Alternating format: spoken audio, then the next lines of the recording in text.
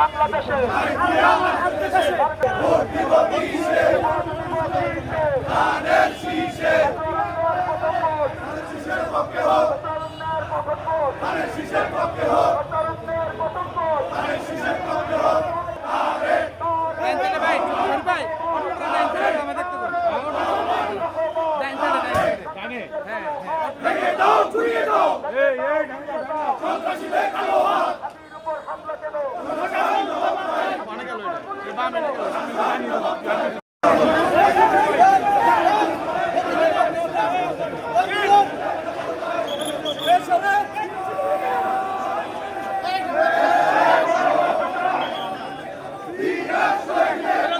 যেদিন তফসিল ঘোষণা হলো তারপরেই ইনকিলাব মঞ্চের বিশিষ্ট নেতা উসমান হাদি কালকে নির্মমভাবে গুলি বিষয়ে তিনি এখন মৃত্যু সংকটে, জীবন সংকটে।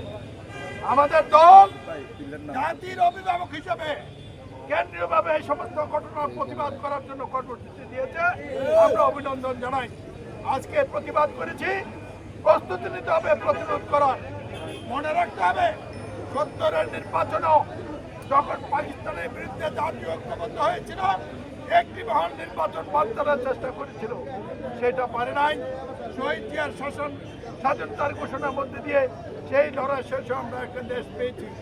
এই দেশটি আর সংকটে জনাব তারেক রহমানের নেতৃত্বে অনেক ধৈর্য করে বিএনপি বুক করে এই সকল কৌশলগতভাবে দিক বিজয় করে এবং লন্ডনে রাষ্ট্রের প্রধান উপদেষ্টার সাথে সফল বৈঠকের পর আজকের নির্বাচনী তফসিল ঘোষিত হয়েছে।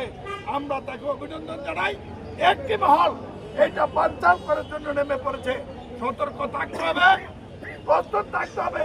জনাব তারেক রহমানের নির্দেশে যে কোনো মুহূর্তে জীবন বাজি রেখে আমরা রাস্তা নেমে এদের বিরুদ্ধে প্রতিরোধ করে নির্বাচনকে সফল করব।